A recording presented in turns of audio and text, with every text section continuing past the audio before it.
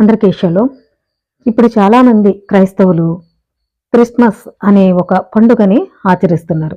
ఇది మరి బైబిల్‌లో ఉందా? లేదా? అనే దాని గురించి ఇప్పుడు మనం వివరంగా తెలుసుకుందాం. అసలు ఈ డిసెంబర్ 25 అనేది ఎవరి పుట్టినరోజు? ఎందుకు చేస్తున్నారు? అనే దాని గురించి మనం తెలుసుకుందాం. మార్కు 7వ అధ్యాయము 7వ వచనము. వారు మానవులు కల్పించిన పద్ధతులు దేవోపదేశములని బోధించుచు నన్ను వ్యర్థంగా ఆరాధించుదురు అని వ్రాయబడినట్టు వేషధారులైన మిమ్మును గూర్చి యెషయా ప్రవచించినది సరియే. అంటే మానవులు కల్పించిన పద్ధతులు దేవోపదేశములని బోధించుచు వ్యర్థంగా ఆరాధిస్తున్నారంట. అంటే మానవులు పెట్టినటువంటి పద్ధతులు అంటే పండుగలు. మీరు దేవుని ఆజ్ఞను విడిచిపెట్టి మనుషుల పారంపర్యాచారమును గైకొనుచున్నారు. అంటే దేవుడు కొన్ని ఆజ్ఞలు ఇచ్చాడు, కొన్ని పండుగలు ఇచ్చాడు, అవి మనం పక్కన పెట్టేశాం. మనుషులు పెట్టిన పారంపర్యాచారాన్ని మనం గైకొంటున్నాం. మరి అవి ఏమిటి అన్న దాని గురించి ఇప్పుడు మనం చూద్దాం. చాలా మంది ఈరోజు క్రిస్మస్ పండుగ చేస్తున్నారు. ఇది ఎవరిది? ఎక్కడి నుంచి వచ్చింది? అసలు ఈ పండుగ దేనికి సంబంధించింది అనే వాటి గురించి ఇప్పుడు మనం తెలుసుకుందాం. అనేక మంది ఈ క్రిస్మస్ ని జరుపుకుంటున్నారు, కానీ దీని వెనుక ఉన్న చరిత్ర గురించి వారికి తెలియదు. డిసెంబర్ 25 అనేది పురాతన బబులోన్ నుండి వచ్చిన మరొక మానవ దేవునికి సంబంధించిన పుట్టినరోజు. అంటే బబులోనికి సంబంధించిన ఒక తమ్మోజ్ అనే అతని పుట్టినరోజు ఇది. క్రిస్మస్ సీజన్ సంప్రదాయం శీతాకాలపు అయనాంతం వేడుకల నుండి ఉద్భవించింది. ఉత్తర అర్ధగోళంలో సూర్యుడు పైకి ఉదయిస్తున్నట్లు కనిపించడంతో పగలు ఎక్కువ కావడం ప్రారంభమవుతుంది. పురాతన బబులోన్ యొక్క క్షుద్ర ప్రపంచంలో ఇది నిమ్రోద్ కుమారుడు తమ్మోజ్ పునర్జన్మకు ప్రతీక. సూర్యుడు తిరిగి రావడాన్ని జరుపుకునే సమయం.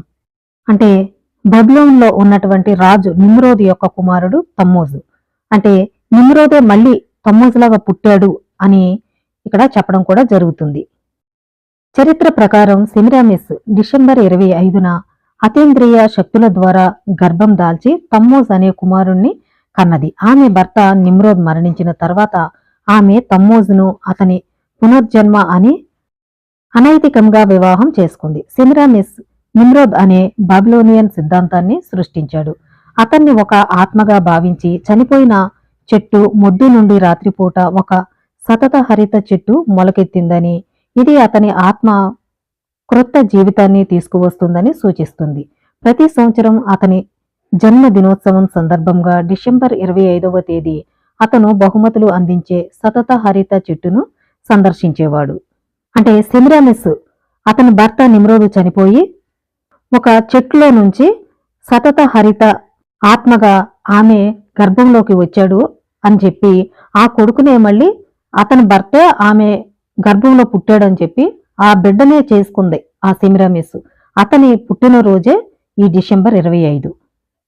ఈ క్రిస్మస్ అనేది డిసెంబర్ 25 తమ్మోజు పుట్టినరోజు. ఇక్కడ చెట్టు పెట్టడం కూడా దానికి ఒక కారణం ఉంది. అంటే ఆ చెట్టులోకి అతని ఆత్మ వచ్చి ఆ ఆత్మ ద్వారా ఈమె గర్భం ధరించింది అని ఇక్కడ చెప్పడం కూడా జరుగుతుంది. అంటే ఆమె భర్త చనిపోయాడు, చనిపోయిన తర్వాత ఆ ఆత్మ చెట్టులోకి వచ్చి అక్కడి నుంచి ఈమె గర్భంలోకి వచ్చాడు అని ఇక్కడ ఒక కథ చెప్పడం కూడా ఆమె జరిగింది. అన్యమత సాంప్రదాయాల ద్వారా దేవుణ్ణి ఆరాధించడం వ్యర్థమని చాలా మంది అర్థం చేసుకోలేకపోతున్నారు. ఈ విధంగా దేవునికి తమ ఆరాధనను నిర్దేశించే చాలా మందికి క్రిస్మస్ యొక్క మూలాలు, సాంప్రదాయాలు మరియు ఆచారాలు తరం నుండి తరానికి అందించబడిన వాటి గురించి తెలియదు.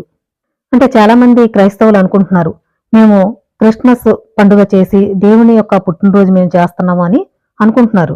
కానీ వారు వ్యర్థంగా ఆరాధిస్తున్నారని వారు అర్థం చేసుకోలేకపోతున్నారు. అంటే ఈ క్రిస్మస్ యొక్క మూలాలు, సాంప్రదాయాలు, ఆచారాలు ఇవన్నీ కూడా ఒక తరం నుంచి ఒక తరానికి ఇలా మారుతూ వస్తున్నాయి. కానీ దీని గురించి ఎవరో కూడా ఆలోచించట్లేదు. ఈ క్రిస్మస్ అనేది యేసుక్రీస్తు చేసుకున్నాడా? ఆయన తర్వాత ఆయన 12 మంది శిష్యులు చేశారా? ఇవేమీ కూడా ఎవరు ఆలోచించట్లేదు. అసలు ఇది ఎప్పటి నుంచి వచ్చింది? ఏ సంవత్సరంలో వచ్చింది? ఎవరు పెట్టారు అనేది కూడా ఎవరు పట్టించుకోవట్లేదు. క్రిస్మస్ చెట్టు తమ్మోజు యొక్క చిహ్నం. ఇది నిమ్రోదు ఆత్మ. అతను మళ్ళీ ప్రాణం పోసుకుంటాడు. తల్లి ఆ బిడ్డను ఎత్తుకుని ఉండటం యొక్క సాధారణ చిత్రం కేథలిక్కులలో మాత్రమే కాకుండా చరిత్ర అంతటా దాదాపు ప్రతి పురాతన సంస్కృతిలో కూడా కనిపిస్తుంది. ఆ పచ్చని చెట్టు నిమ్రోదు ఆత్మ ద్వారా పునరుజ్జీవింపబడిన అవతార కుమారుడు తమ్మోజును సూచిస్తుంది. శాంతాక్లాజ్ అనేది అతనికి మరొక పేరు. ప్రపంచవ్యాప్తంగా అనేక సంస్కృతులలో అనేక సూర్య దేవుళ్లను పురాతన బబులోన్ కాలం నాటికే గుర్తించవచ్చు. ఈ దేవుళ్ళందరూ సూర్య ఆరాధనతో ముడిపడి ఉన్నారు. ఈ పండుగ అనేది సూర్య ఆరాధనకు సంబంధించిన పండుగ. ఇది ఇంకా ముందు నుంచి కూడా చాలా రకరకాలుగా ఆచరించడం అనేది జరిగింది. వాటిలో ఒకటి Santa Claus, aka Sinterklaas, aka Saint Nicholas, aka Odin, aka Osiris, aka Baal మరియు హకా నిమ్రోద్. ఇంకా ఈ పండుగను ఈజిప్టియన్లు కూడా చేయడం అనేది జరిగింది. పురాతన ఈజిప్టియన్లు కూడా ఓసిరిస్ మరియు ఐసిస్ ద్వారా హోరస్ అనే అవతార కుమారుడు జన్మించాడు. ఈ కన్య జననాల పురాణాలు మరియు ఇతిహాసాలు అన్యమత మరియు క్షుద్ర చరిత్రలో ఇలాంటి నమూనాలతో ప్రబలంగా ఉన్నాయి. పురాతన ఈజిప్టియన్లు కూడా ఈ యొక్క డిసెంబర్ 25న ఓసిరిస్ మరియు ఐసిస్ అనే హోరస్ అనే అవతార కుమారుడు పుట్టాడు అని కూడా వారు ఈ పండుగను ఆచరించడం జరుగుతుంది. ఈ హోరస్ కూడా కన్యకకు జన్మించాడు అనే ఒక చరిత్ర ఉంది. క్రిస్మస్ అనే పదం నిమ్రోదు కుమారుడు రోమన్ క్యాథలిక్ సూర్యదేవుడు తమ్మోజ్ కన్య జననం గురించి. క్రిస్మస్ సమయంలో చాలా మంది ప్రజలను తమ మతపరమైన సేవలకు ఆహ్వానిస్తారు. వారు ఉత్సాహంగా యేసు ఈ కాలానికి కారణం అని ప్రకటిస్తారు. కానీ వాస్తవానికి వారు చరిత్ర అంతటా అన్య మతస్థులు చేస్తున్న దానిని అనుసరించడం ద్వారా తమ్మూజును ఆరాధిస్తున్నారు. అంటే ఈ క్రైస్తవులు తెలియకుండానే ఈ పండుగను ఆచరించడం జరుగుతుంది. తమ్మూజును క్రిస్మస్ స్ఫూర్తితో వచ్చే యేసు అని కూడా పిలుస్తారు. దేవుడిని ఆరాధించే మార్గంగా క్రిస్మస్ జరుపుకోవడంలో ఎటువంటి సానుకూల ఆధ్యాత్మిక ప్రాముఖ్యత ఉండదు. జోసెఫ్ మరియు శిశువు యేసు అని పిలువబడే వారి తలల చుట్టూ సౌర డిస్కులతో అనేక జనన దృశ్యాల చిత్రణలను నిశితంగా పరిశీలించండి. ఇవి సూర్య దేవుడి ఆరాధనకు ప్రతీక అయిన సూర్య కిరణాలు. ఇవి తమ చుట్టూ ఉన్న ఇతరులను ప్రకాశింపజేస్తాయి. ఈ చిత్రణలను పురాతన బబులోన్లోని సెమిరామిస్, నిమ్రోద్ మరియు తమ్మూజుల వరకు కూడా గుర్తించవచ్చు. అంటే ఇప్పుడు మనం బొమ్మలు చూసినట్టయితే జోసెఫ్ అలాగే యేసుకి కూడా ఇక్కడ సూర్య కిరణాలు వెనక ఉన్నట్లు వేయడం అనేది జరుగుతుంది. ఇవే కిరణాలు బబులోన్లోని సెమిరామిస్ కి, నిమ్రోద్కు ఇంకా తమ్మూజుకు కూడా అలాంటి కిరణాలే, అంటే సూర్య కిరణాలు. అంటే సూర్యదేవుణ్ణి ఆరాధిస్తారు, అంటే సూర్యదేవుడిని వారు ఆరాధిస్తారు కాబట్టి ఆ సూర్య కిరణాలు వారి తలల వెనక మనం చూడొచ్చు.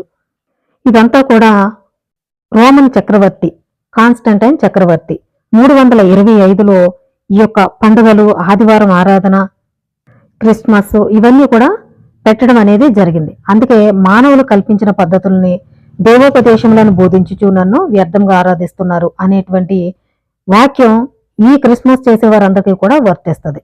కాబట్టి ఆయన చెప్పిన పండుగలను మనం ఆచరించాలి, కానీ బైబిల్లో లేని పండుగలను మనం ఆచరించడం వల్ల తండ్రి యొక్క శాపానికి గురవుతాం తప్ప ఆయన దగ్గర నుంచి ఆశీర్వాదం మనకి రాదు.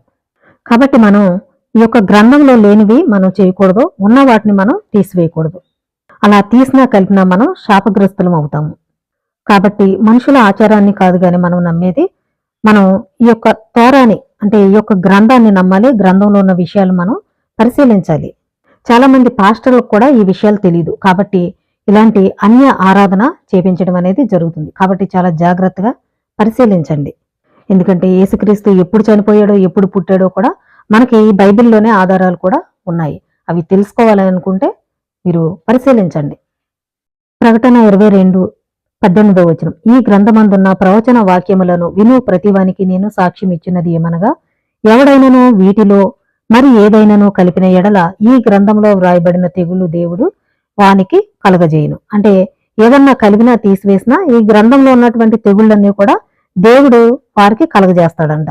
ఎవడైనను ఈ ప్రవచన గ్రంథమందున్న వాక్యములలో ఏదైనాను తీసివేసిన ఎడల దేవుడు ఈ గ్రంథములో వ్రాయబడిన జీవ వృక్షములోను పరిశుద్ధ పట్టణములోను వానికి పాలు లేకుండా చేయును. కాబట్టి అంటే దీంట్లో ఒకటే కలపకూడదు, ఒకటే తీసివేయకూడదు. మరి ఈ రోజు మనం చేసే ఆదివారం ఆరాధన, క్రిస్మస్, జనవరి 1, ఈస్టర్, గుడ్ ఫ్రైడే, మట్ల ఆదివారం ఇవన్నీ ఉన్నాయా బైబిల్లో? కాబట్టి ఇవన్నీ కూడా అన్య ఆచారాలు. అంటే వారు దేవతలకు సంబంధించిన పండుగల్ని ఈ కాన్స్టంటైన్ చక్రవర్తి ఏం చేశాడంటే 325లో ఈ యొక్క క్రైస్తవులకి అంటగట్టడం అనేది జరిగింది. వారు అప్పటికే ఆచరించేవారు సూర్యారాధన, అన్యమత దేవుళ్ళకి ఆరాధన అనేది ఉండేది. దాన్ని ఈ విధంగా పేర్లు పెట్టి ఈ క్రిస్టియన్కి అంటగట్టడం అనేది జరిగింది. కాబట్టి మనం తోరాలో ఉన్నదే చేయాలి, లేనిది మనం చేయకూడదు. కాబట్టి ఇవన్నీ చాలా జాగ్రత్తగా పరిశీలించి తెలుసుకోండి. అందరికీ షలోమ్.